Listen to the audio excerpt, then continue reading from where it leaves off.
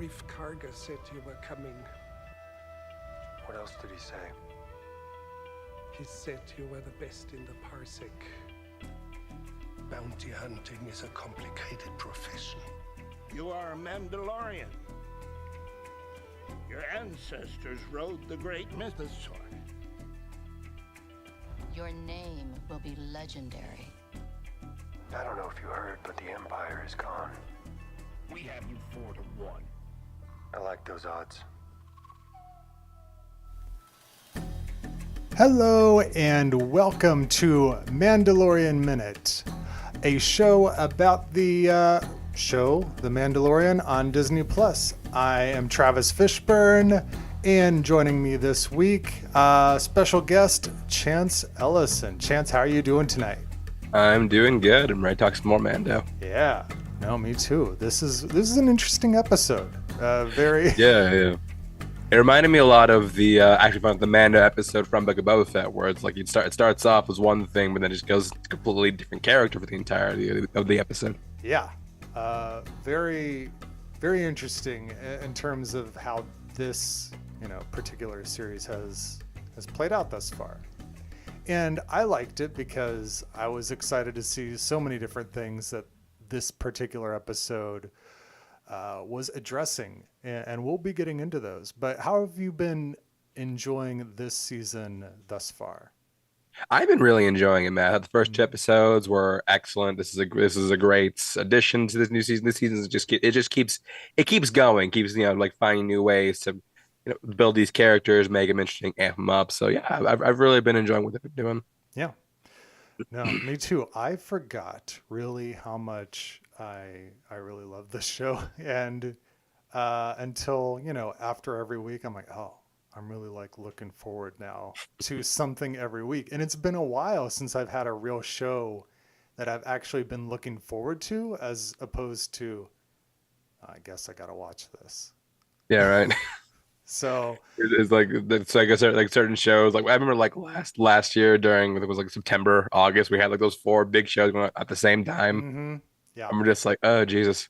Like some of them are just like, oh Jesus, I gotta watch that episode of this. Yeah. And then some of those I thought was going to be like that, and it turned out I really liked one of them more than House of the Dragon. Yeah, House of the Dragon. That's the one like, I really oh liked. God, more Game of Thrones. But then I'm just like, fuck, this show is so good. Yeah. This show is so good. Yeah, no, it's great, and I'm looking forward to that coming back whenever. We still don't eventually. know. Yeah, eventually. Whenever. Yep. At some point, it'll come back. It will. But speaking of Game of Thrones, that's where I was introduced to Pedro Pascal as the Viper. Many of us were introduced to Pedro Pascal. That's right. And so this episode in particular, it starts out right where the previous one ends, where we got the Bo having just seen the mythosaur coming out, looking like she's seen a ghost. She's crapped her pants, and she's like, so did you see anything in there? And he's like, no. Like, nope, this dark chasm, and then here we are. Mm-hmm. And they kind of address why he like dropped, which Justin and I were debating with last week. And it seems to just be that it was so deep that he fell, which I thought he got kind of pulled down by something. I thought he got pulled down too. Yeah. Like, he just fell violently. Like Beskar is just like it became like suddenly heavy for a second. Mm-hmm. Yeah, just the heaviest thing on Earth. Until it isn't. Yeah, exactly. And also, it did not used to be that deep, which we were theorizing whether the mythosaur itself created the room for it to live, but according to Bo, it was because of all the bombing that the Empire did. So yeah, I don't know how they bombed the pool to make it bigger and leave the cave standing, but I don't know how bombs work. No, neither do I. I'm not a bomb expert. Bomb experts, come out in the comments. Tell us how this would work. Yeah, please. I would love that. That would be the most insane thing. But all right, so we move on. past that, they take off and they leave Mandalore itself, and they're going to go back and take Bo back to her castle. But oh no, the Empire has tracked them down and is going to be pursuing them, which is no fun. But one thing that I was really excited for when they were being pursued was actually the specific kind of ship which was chasing them, and that is the TIE Interceptor, which the very seldom seen TIE Interceptors. I don't know why, because they are the superior ship, in my opinion. As someone who has played a lot of... As a normal TIE fighter, yes, I would agree. Played a lot of Rogue Squadron and Rogue Leader, and these are always the TIEs that I would want to fly. But the Empire, apparently they must be expensive. They must be. I mean, curving wings. That's it's not quite in the budget. Yeah, the big flat inconvenient panels, like those are fine, but sure. Curving wings, but that's too much. Yeah, can't add those. But then even Bo, this is later on when they're completely overwhelmed by them, and Bo says that this is a lot for an Imperial warlord, which is what they're used to dealing with at this time. Which, right. We don't really know who is behind this attack. We assume... I mean, you have to assume it's Moff Gideon. Yeah, you assume like Moff Gideon, Gideon, or we had the tease of Thrawn last season. Exactly, like unless they're working in tandem, which that would be cool. Mm-hmm. Yeah, it's something more. Somehow Grand Moff Tarkin's returned. Yeah. Oh, I don't have a sound clip for that. Why have I not done Yeah, why is that not a clip? Oh, I need to just create a clip of Dominic Monaghan saying somehow, or no, it's not him saying it. It's Oscar Isaac. Yeah, Oscar Isaac saying somehow, and then I just need to create a series of different characters that we can say return. Just leave it blank. That way you can just put in whoever you want. Exactly. So, and I really loved this whole action sequence. It was a really clean dogfight. Yeah, I love that we're getting good dogfights in this show. I love I'm still amazed at how good it looks, and I'm like, this could be in a movie theater. Well, especially that's one of the most impressive things about this show in general. And most Disney Plus shows, now I think about it, is the fact that they do invest the time and the money, and they do make it movie quality. They're I could see myself watching this in a theater. Yeah, no, it's interesting because this is coming from Katie Sackhoff playing Bo-Katan, and 15 years ago, I remember watching Battlestar Galactica. I thought those were some pretty great, dogfights and space battles. For TV at the time, absolutely. For TV at the time, and now looking back at it, it's oh. How so far this is how it's done. Which, by the way, because I'm in here, that's what I mentioned. I props to the hair department for finally giving Katie Sackhoff a decent wig. Yeah, good job. That was my biggest annoyance with her last season, because I'm like, I love Katie Sackhoff, but the wig is awful. That now it looks way better. And it's not even that hard to do because it's already convenient with Bo-Katan because you've got the headband, the natural headband, so you don't have to even see the that part. Yeah, just looking at her wig from last season versus her wig from this season, it's like night and day. I'm just like, wow, somebody got fired or replaced or something. It's just wow, good job. Good job. Which, who knows? We'll see if we even see that wig again. Maybe. We'll get to that later. But maybe we don't see the wig again. Who knows? And of course, when she takes it off, she's just like Kylo Ren when he takes off his helmet, and they've got the perfect hair. Yeah, right. Just helmet hair in this world is just not a thing. It's again, as somebody who's worn a helmet for hours on end and then taken it off, hair does not look like that or behave that way. I mean, I never had that problem just because my hair's short anyway. Mm-hmm.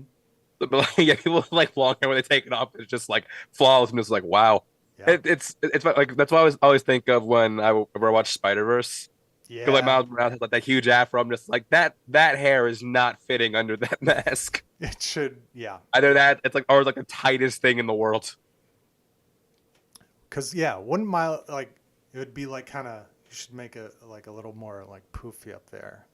Yeah. Which would be like a funny image. this is like a complete tangent, but like what they should do is this like he's just like cut out the back of the mask. Ooh, That way his afro can like breathe. Like like there's another superhero that has that, don't they? Invincible. Yeah, that's it. Yeah, like Invincible. Yeah, make his mask like Invincible's. Just like that.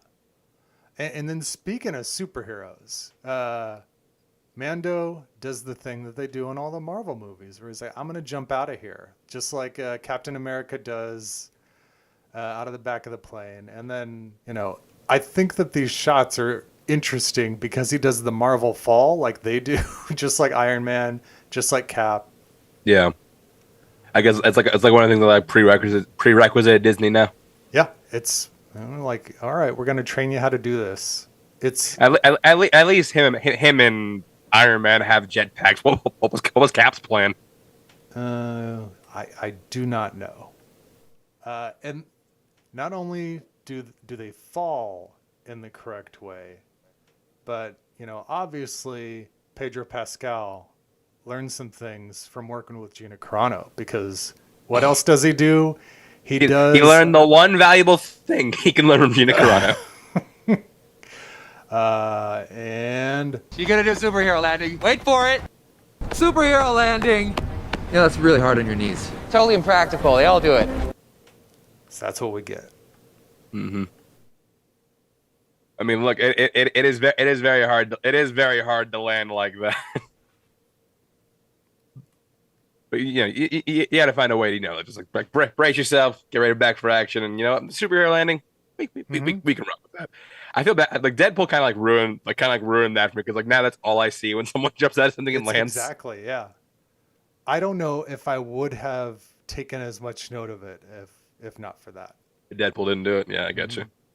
But he does that, and he does like a barrel roll and runs in and gets in the N1 Starfighter and starts it up as quickly as possible, which he has to do. And and then he goes up and he does the same trick that he did last season in the Razor Crest, where he like goes up and then the engine stops and he starts going back down to go after the tie.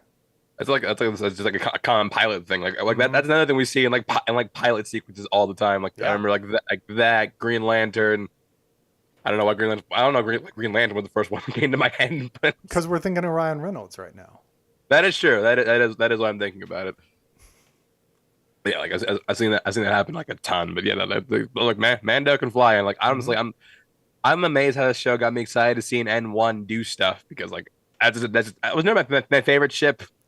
But like this show makes that ship awesome. Oh yeah, I've always really liked the N1s, but again, this is from video games. This is from when you unlocked the N1 in Rogue Squadron, this 64 game, and I'm like, oh, this thing flies really well. I kind of like this, and ever since like for me, it was always the color scheme. Like that much yellow just always puts me off of anything. Yeah, that's why I don't like Wolverine's costume in the comics. I'm just like, too much yellow.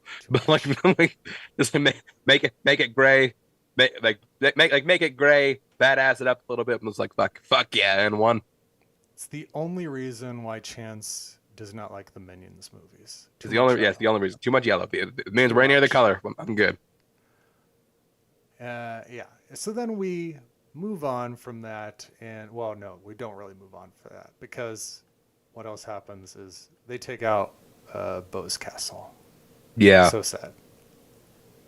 Luckily, they got her on one of the days where she was not just like just like chilling on her throne. Just I feel like I think it's been like meme on the internet to death. But just like I feel like she just like chills there every day now. Yeah, it's exactly. But luckily we did this the one day she's not doing this. Exactly. So it worked out. Worked out for her. I also loved in the dogfight where she uses the the blade of her ship to like make it turn in a I'm like I've never seen that ship do that. I'm just like that's really cool. Like I like it when they can like do like new creative innovative stuff with like ships like that, because that's a really interesting design. Yeah. No, I love that. I also love that, R5, gets knocked down and he's sliding around the place. However, he does it after the fight's over, where I'm like, he should have been all over that cockpit way before, and based on what we saw. Man, they're stationary that long. Yeah. So then they got to take off. Where to, we do not know. And then we get the title card, and then we are just completely thrown into the Pershing show. And Yeah. I thought they were going to Coruscant, which, by the way, I didn't realize, like, this is the first time I've seen Coruscant, like, post-war. Post-war Coruscant. Yeah, absolutely. We never seen Coruscant outside of a war, which is like interesting. Then they got to that. I mean, I think we got the visual up for it, Yeah. or visual for it. But I got so excited.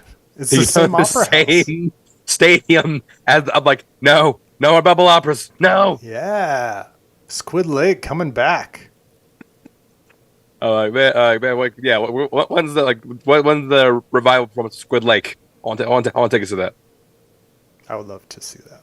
But it's crazy. Like, again, for a TV budget, or, just where it is now, they're doing stuff that looks as good, if not better than, the highest film quality effects from 2005. Yeah, I'd say like this looks like way better than Revenge of the 2005, and I know CG has come a long way since then, but still, just the testament to like how good they can make this area look. Mm-hmm.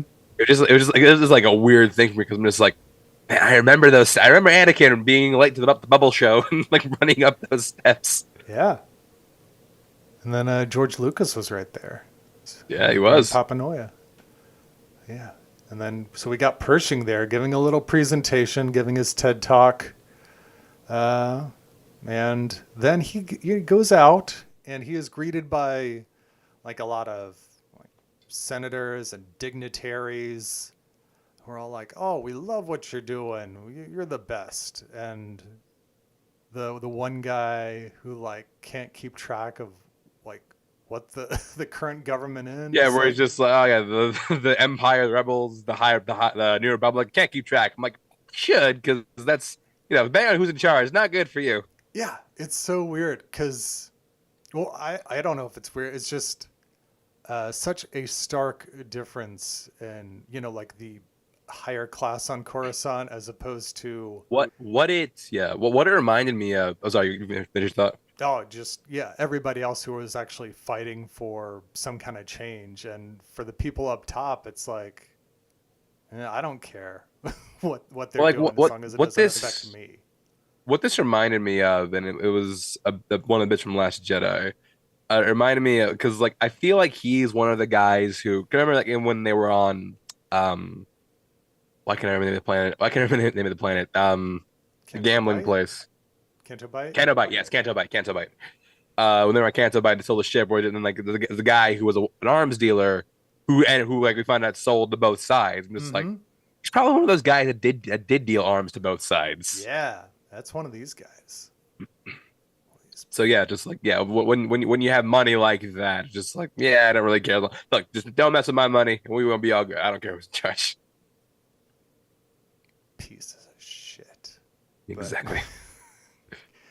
And then we get to see, Pershing go and experience like a little bit of home life, where he's part of this amnesty program, and we're introduced to a few different people who are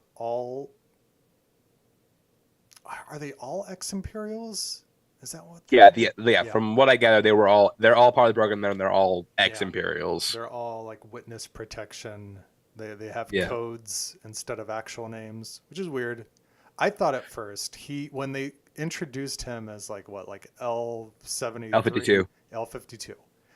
I'm like, oh, this is a neat thing about like working in government, because like I have a government job and I didn't realize this until starting to work in it. Like there are all these different positions and MOS is based on like, and they're all like letters and numbers. And I'm like, oh, that's what this is. And then I'm like, no, that's not what this is. But that's interesting. No, like this actually brought me back to like the days of Clone Wars, where like it was kind of like a dehumanizing thing, where like you're referred to, like the clones were referred to by their numbers, not by their names at the beginning. But like as they grew and as they became like more, trying to think of the word here, more diverse, more more individuals. That's when they started like changing up their appearance, giving themselves nicknames, and that's I think that this kind of shows the negative side of the New Republic, where it's just like. Yeah, I mean, they're kind of they can seem like the Empire. Like another intentions are good, but they kind of seem like the new Empire. Yeah, they're going in the opposite direction, and that comes. Well, back. they're going in the same they're going in the same direction, but think they're going in the opposite direction. Yes. That's a problem. There was like a little curve, yeah, that was happening during the Republic, like you said, with the clones being individuals, and then it like starts going back down. And then, back to when we get to the sequels and all of the troopers, like, Finn got his name because of a number designation, because that's all they were. Yeah, that's all they were. Like, you a number to the New Republic. And I think that's how we're seeing. I think they're kind of like playing the seeds, like the splits and like the rides, the First Order, and like how this thing's the whole thing's going to go down, how they're going to come into power, and like why they would gain such a following, because the New Republic, as we all know, didn't work because the war started all over again. Yeah. And during this time, he is reintroduced to somebody named Elia Kane, which usually I am not a big fan of the previously ons with shows because it kind of spoils who or what you're going to be seeing. I was grateful for it this time because you forgot about her too. Yes, yeah, that's who this is. Yeah. They like show that because I don't rewatch a lot of shows, and there's no offense to the quality of Mando or quality of anything. I just I always like cycle to new stuff. Yeah. Like if I only rewatch something if I just really really have an urge to rewatch it. So I have not watched season 2 of Mando since it aired. No, I'm sorry, not since it aired, because I did watch it plug for myself. Notorious by Chance, we did review the entire second season with Laura Kelly. If you want to go check that out. Yeah. So that was the last time but that was like 2 years ago. So like that was it was that was over the last 2 time I years watched ago it. when this whole thing happened. So So if they just cut to that person, I'll be like, wait, who is that again? Yeah. So he's introduced to her, not very comfortable right off the bat. And me as well. I feel like this episode is trying to trick the audience. And I feel like maybe it did. I was always like, no, she's bad things. Yeah, no, don't trust her. Yep. He's also introduced to this other amnesty officer, M40, who's played by a guy named Matthew Bellows. And I was distracted every time he was on screen because I swore, I'm like, this guy, he looks and he sounds so much like Bruce Greenwood. Is he Bruce Greenwood's son? Like, Is he not? No, I went deep into it. I'm like, no, he is not in any way related to him. So, but his one thing of trivia on IMDb is cast member of Waterworld at Universal Studios. Maybe Mike knows him. Exactly. I'm like, oh, we might have like a mutual friend. It's weird. I'm like, we should ask Mike if he knows this dude. Yeah, I wonder, because I'm like, I wonder if like Mike got excited seeing this guy on the show. But yeah, so then we get to see him go home, and he gets these conversations with this really interesting looking droid. It looks kind of like one of the I don't know what it was called, but like the droid that like was charged to clean the cleaning at Jabba's palace. Yeah. Mm-hmm. Look like vaguely similar to that. Mixed the protocol droid. Yeah. But it's constantly like monitoring his thoughts and emotions. It's almost like an opposite of a voight comp, because this is a robot asking the human the questions. Yeah, it is. It really is like the opposite of that. Mm-hmm. Found interesting. Then we also get some work life with old Pershing, and he gets some cubicles, not too dissimilar to the cubicles that we saw in Andor with Cyril, except for those ones, as you can see on screen right now, were like way like more numerous in number. Yeah, like the staff for the Empire at the time was way bigger than what they're dealing with right now, and also they stick to their theme of like octagons for whatever reason. Yeah, octagons. So many octagons. Some cutbacks, and he's doing just like menial work that is not in any way what he wanted to do in life, which is most of us. And he's like, I want to pursue my dream of throwing genes together. Let me do my genetics in peace. Yes, please. Somebody give me a lab, give me a huge budget, and let me do this. But no, the Republic will not let him, pursue these visions the way the Empire did. And we get to see him go to, what's the name of this place? Monuments. Ooh, all right. Oh, the mountain? The mountain, yeah. And I got excited as soon as I saw this because I'm like, oh, it's from Clone Wars. Is it? Yeah. Well, it goes back further than that, but the first time it's on screen is in an episode of the Clone Wars. Umate. Yeah. Called The Duchess of Mandalore. And so it's interesting that it ties into the plot where we first saw Pre-Vizsla and stuff. But was it really? Yeah.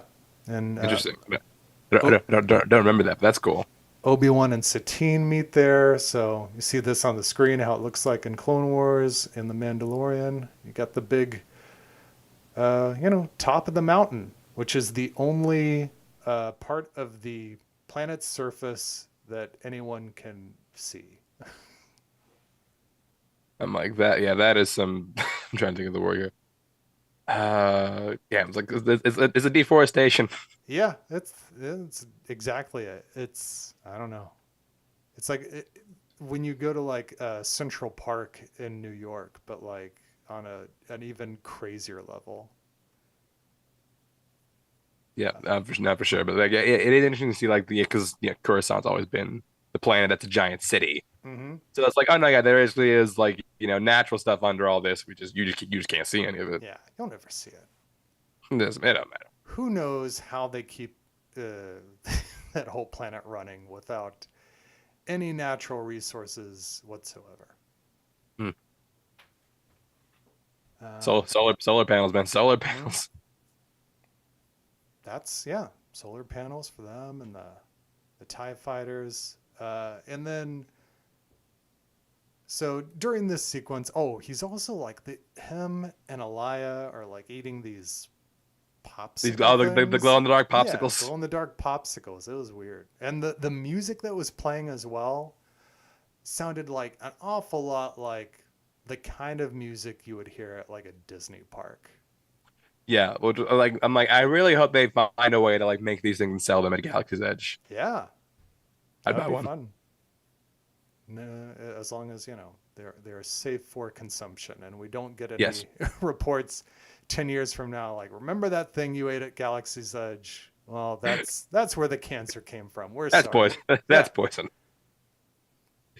Big lawsuit waiting to happen, but it was fun while you were there.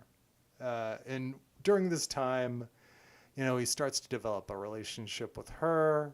And she's like, you should follow your dreams. You should do the thing you wanted to do. And let's get the resources for that to happen. And she talks him into, going on a little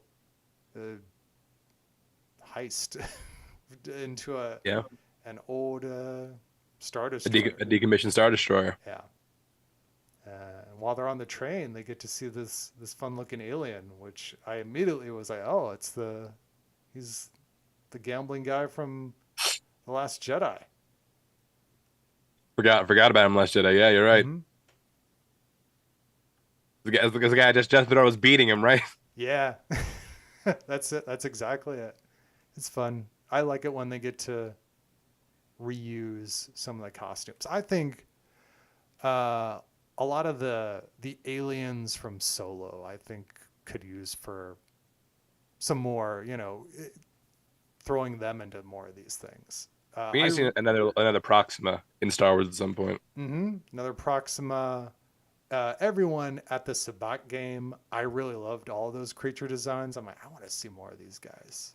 Yeah, I like that guy with like the 6 eyes. Yeah, six-eyed guy, Therm Scissor Punch, all of them. Bring them back. Yeah, then we see the decommissioned Star Destroyer, and there's a few of them. Really exciting to see.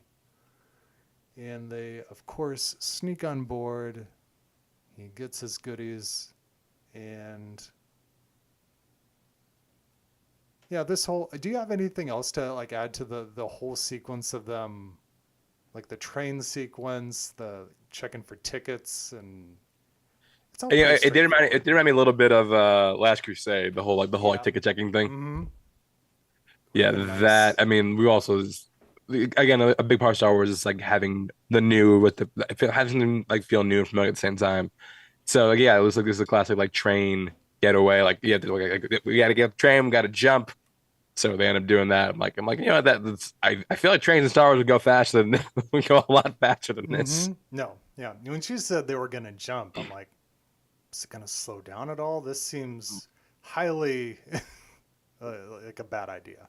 It does. I'm just like yeah, I don't know, but we'll see. But it works well. And like I think when I saw the ship, the decommissioned destroyer, I'm like, I brought it back to Solo because like we saw like the ships of like the fields of ships that weren't ready yet. So that was just that brought that to mind.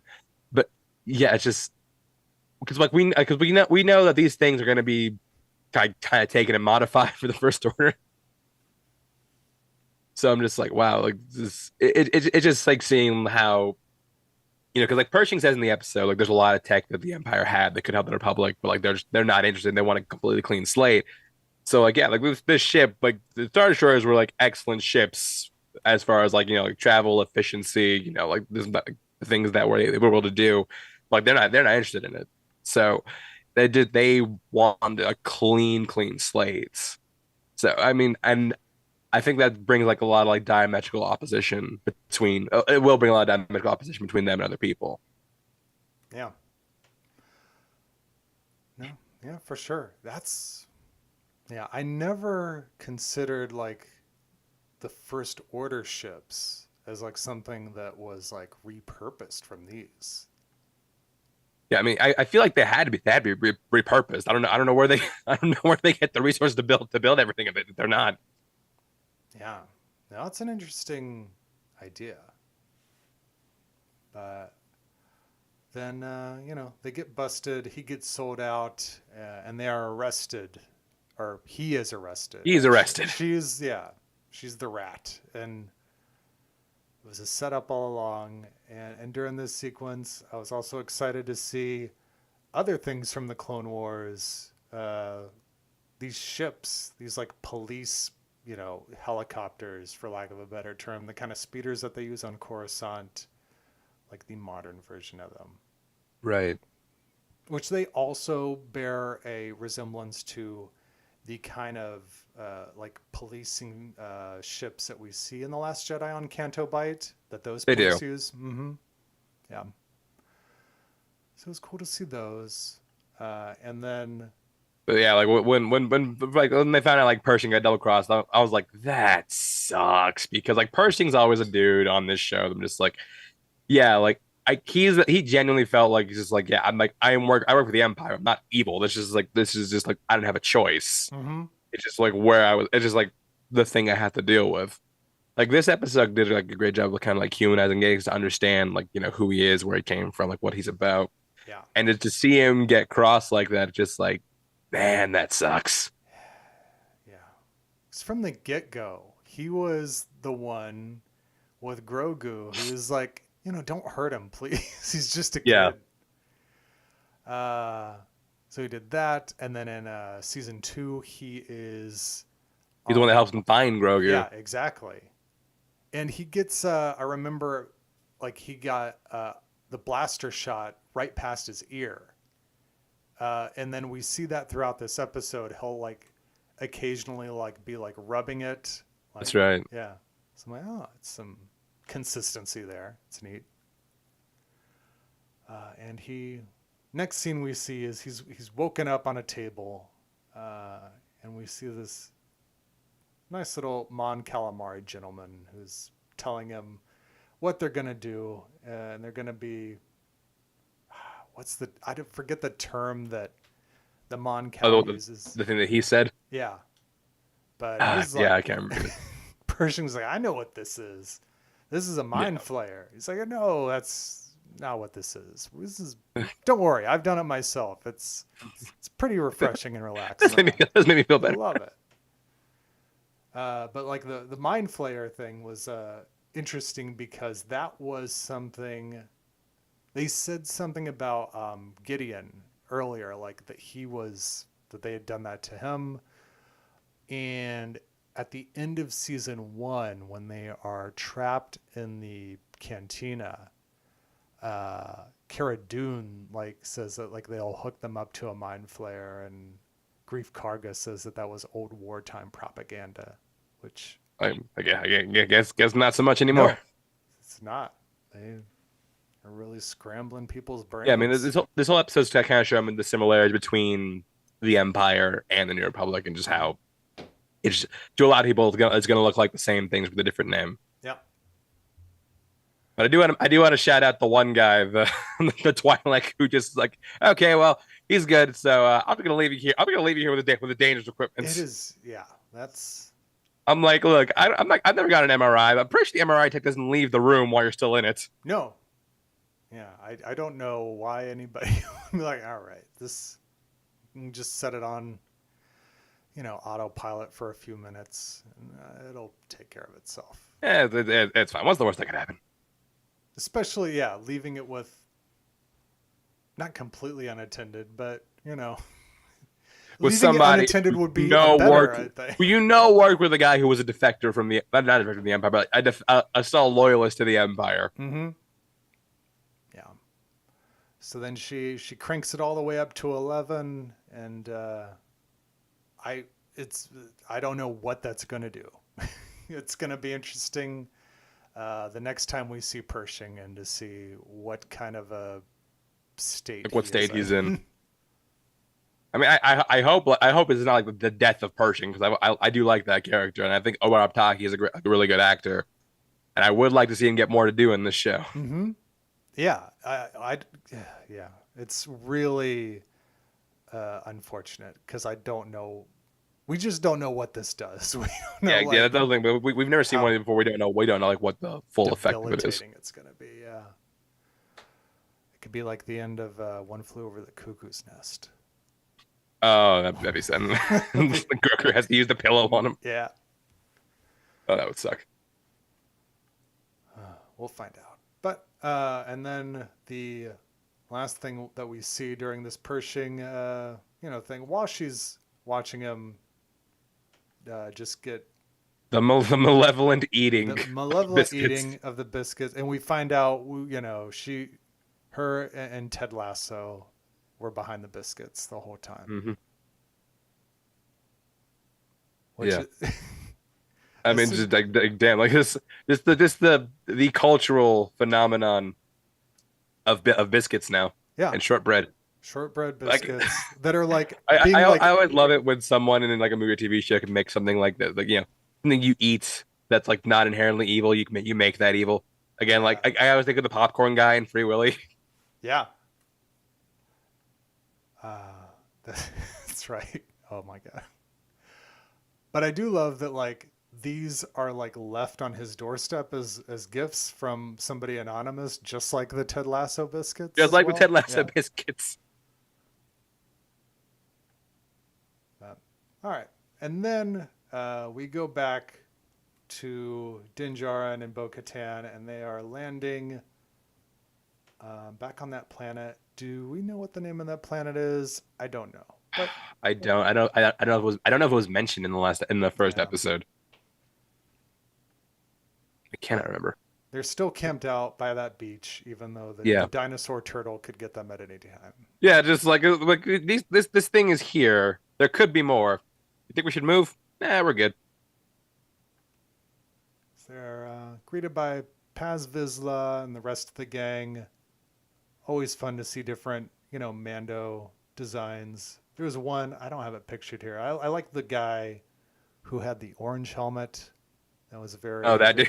Yeah, I like that one. They need to have somebody. They need to have somebody who has Boba Fett's original color scheme from the holiday special. That's exactly like the vibes I was getting from it, and probably why I liked it so much. So they show up, and it's like, hey, I went to the waters. I've got some proof. Yeah, he got a vial of water as proof because Don't know when he grabbed that. they show it at the beginning of this episode. They show him Did doing they? it. Yeah, but I remember when she says you have to bring proof that you did it. I'm like, How? yeah, what's proof? Do we need a recording of it happening? But the Mando selfie. yeah, when he grabbed the water, I'm like, okay, but couldn't that be from anywhere? Be like, I guess this water is special, but cool. That's my whole thing. Just like I have two witnesses, so unless they're both lying, which they're not gonna do that. One's a baby, he can barely talk. Well, yeah, of course, it can't understand him. But he brings the water, and how are they getting? Do they have a way to prove this? And they do have a way to prove it because she drops it in a Dumbledore's pensive there, and she's like, "Yeah, this is the stuff." It does something. So I'm like, all right, you're right. You're good, brother. You're good. And then she's like, all right, so you're redeemed. Hey, you, Bo, you said you went in there too. You haven't taken off your helmet, have you? Well, guess what? Bo-Katan, you're redeemed. Yeah. Oh, yeah, I don't really walk your way. You've been... Did you go in the waters? Yeah. You removed your helmet since? No. Well, then guess what? Surprise. You've been washed by the sweet blood of Jesus, and you're part of the clan now. I just imagine under the helmet, just like, shit. Did I actually join a cult? Yeah. That would be. They need to do the Iron Man technique where we always got to see Tony real close up in the face. We like that helmet cam. Yeah, helmet cam. I've heard just being like, oh god. Oh god, what have I done? I made a huge mistake. Yeah, I mean, I feel like she doesn't walk the way for very long. I feel like you could very well see her take the helmet off the next episode. Yeah, for sure. But I have really enjoyed the bigger integration of Bo-Katan this season. But yeah, very weird to just force your religion on somebody like that. But Right? It happens. But that's what's funny. Like watching this made me realize this sect of Mandalorians are just really intense Catholics. That's you have a certain set of rules you can't follow. If you do something bad, just go bathe in these waters. You're good. Yeah, that's kind of what you get, because then also we're looking at the Mandalorian, the Mythosaur skull that's up on the wall, and I'm like, oh, it's like a crucifix. Yeah, right. They even do the whole peace be with you, peace be with you, peace be with you. That's it's all like that. This is the way. There it is. This is the way. And that's where we leave off. So we're going to find out how committed Bo really is to this.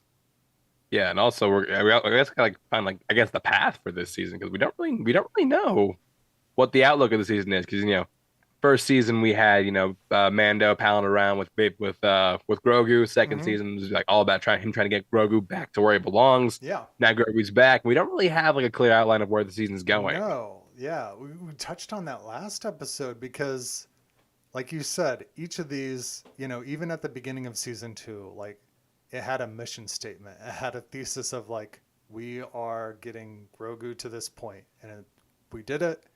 And it's like, all right, they did what they were going to say, that they said they were going to do. And it seemed like this one was going to be like, we're going to go to Mandalore and we're going to like, get redeemed. Yeah, like I thought the whole season was gonna be that, but no, he resolves that in like 2 episodes. Yeah, it's like, all right, we're done with that. Moving on. It's like moving on to what do we do now? Yeah. So I'm really curious to see where it goes, what the implications of Bo and the mythosaur thing. She didn't tell him, like, why? Is it because she doesn't quite believe it herself? Is she keeping it a secret because she's is she trying to do something with that to kind of reclaim Exactly.